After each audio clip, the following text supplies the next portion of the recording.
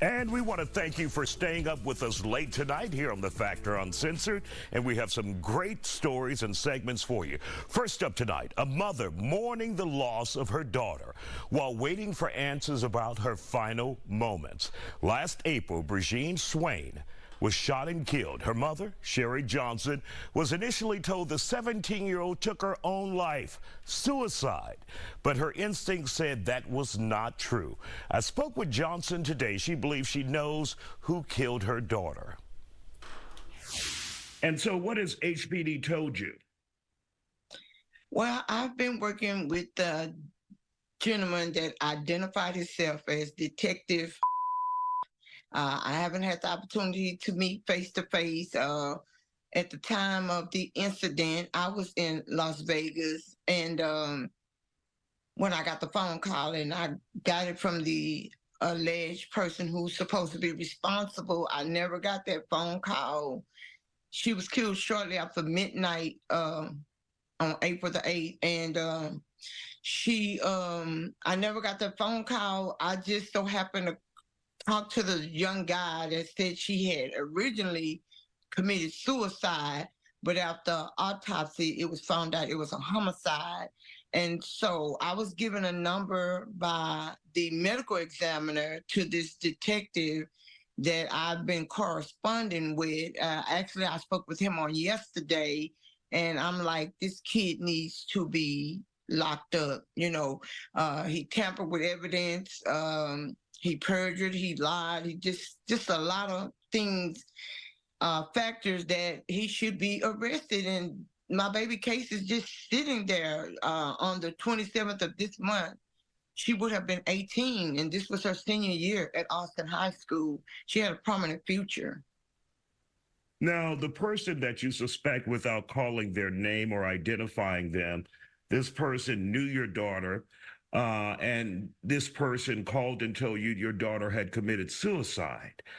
Your daughter was shot in the face, according to police reports, but it wasn't a suicide. That's what investigators and the medical examiner are all saying, right? Correct.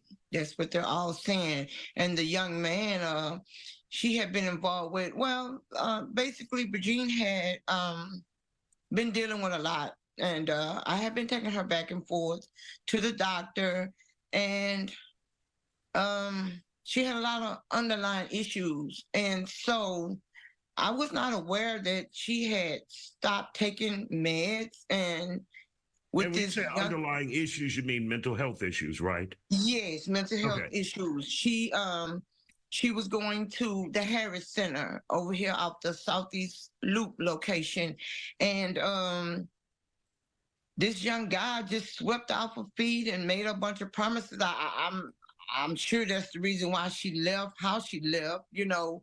And we had been looking for her, and then we finally had gotten a call. But as a mother, you try not to your kids to force them to run further away. So the ball was kind of in her court, because she was thinking like, well, if you guys try to find me, you know, I'll run away and you'll never find me again for sure. So I just wanted to do what I thought was right. And that was to get her back into the home, into the hospital. And I got a phone call the day before she was killed saying, Mom, these streets is not everything I thought that they would be, and I want to come home. And I was just giving God all the glory and the praise, and was like, yes. And I was like, well, we're going to go to the hospital first. She was, when I was going to this some behavior, and she was like, yeah, I want to go get straight and then go back to school. And I was like, thank you, Jesus. You do answer prayers, but she never made it. Really quick, Ms. Johnson, what did investigators tell you? Do they feel like it was suicide, or do they feel like it was a murder? Well, at the time, they took it as a suicide, you know, because they hadn't had the autopsy hadn't came back. And she had attempt of committing suicide in the past. So I guess it kind of made sense to them, you know. Mm-hmm. And so after autopsy, it was discovered that she didn't kill herself. It was discovered Have any of the detectives so far said to you, we are investigating this as a homicide now. We believe this was a murder and not a suicide? Yes, the infamous the detective that I've never had the opportunity to meet, just been talking by phone and text messages. They know it's a murder, and I actually spoke with him on yesterday, and I was like, it's almost Bri'Jean's birthday is approaching. I've already went through these holidays. This is our first holidays without her. Like, this kid needs to be locked up. Why does he deserve to have freedom? Why y'all haven't picked him up? At least pick him up on perjury and tampering with evidence, something. What y'all waiting for him to take somebody else's child's life? And let me ask you this, how difficult has it been so far not getting any answers from investigators or getting what you consider justice, someone being charged with your daughter's death?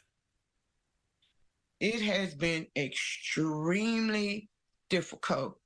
Anybody that knows Bri'Jean and knows our family, we was two peas in a pod. You couldn't tell which is which. And the sad part, when she came into this world, she struggled because my biological daughter, which is Bri'Jean's biological mother, I adopted Bri'Jean because the state had took her. And let me stay focused. And I lost my thought. And to lose your child like this here, and it seems like nobody cares. At first it was, oh, poor Bri'Jean, this and that, and we're gonna make sure the person responsible is gonna be held accountable. That's not haven't happened. And I just cannot I reached out to the Texas Tribune. Dave did an article. I've been just trying to get justice because a person has to be held accountable. It's been 9 months of not knowing. We reached out to the Houston Police Department for an update early this morning. So far, a spokesperson says he is still waiting on a response back from the investigator handling the case. So once we get some information, we will give it to Ms. Johnson first, then you. The pain of not knowing and the frustration, very, very real.